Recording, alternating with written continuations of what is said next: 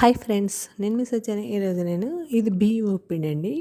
ఉప్పిడి పిండి అంటే బియ్యం ఉప్పిండి అండి. ఇది మేము చేసుకుంటుంటాం అప్పుడప్పుడు టిఫిన్ కింద.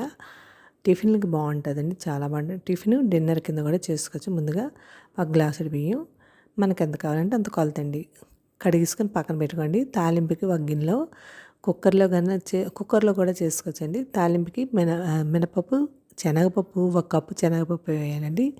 శనగపప్పు లేని ప్లేస్లో మీరు పెసరపప్పు కూడా వేసుకోవచ్చు.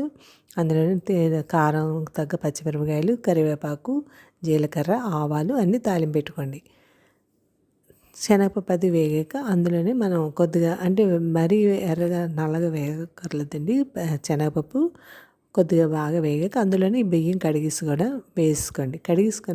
ఎందుకంటే పైన మనకి అప్పుడులాగా దంపుడు బియ్యాలు అవి కాదు కదండి. ఇప్పుడు పైనుంచి తెచ్చుకుంటాం, దాంట్లో 3 రకాలు కలుపుతుంటుంటారు కదా పౌడర్లు అయ్యి. అందుకే కడిగేసి వేసుకోండి. బియ్యం వేసుకొని ఒకసారి వేగనివ్వండి.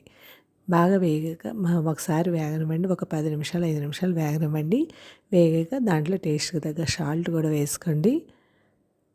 నేనైతే రాళ్ళు ఉప్పు వాడతానండి కొన్నిట్లకి. అందులో మీకు కావాలంటే పసుపు వేసుకోవచ్చండి, లేకపోతే అక్కర్లేదు. నేను ఎప్పుడు వేయను కానీ వాళ్ళు వేసాను. అందులో ఒక గ్లాసుడు బియ్యం కాబట్టి 2 సగం నీళ్ళు వేసుకోండి. 2 సగానికి వేసుకున్నాం అనుకోండి, అంటే 3 వేసుకోండి. 1కి 3 వేసుకోండి. బియ్యాన్ని బట్టి పడతాయండి నీళ్ళు. మరీ పొడిగా ఉండకూడదండి ఉప్పిండి, కొద్దిగా మెత్తగా ఉడకాలి. ఇప్పుడు ఇలాగ చూసారా, ఇలా ఉడుకుతుందా? ఉడికాక మనం మూత పెట్టుకోండి. గట్టిగా నొక్కుకొని మూత పెట్టేసుకొని ఉంచుకోండి. చాలా బాగుంటుంది. ఎంత టేస్టీ అయినా బియ్యం ఉప్పిండి రెడీ అయిపోయింది. మీరు ట్రై చేయండి. Thank you.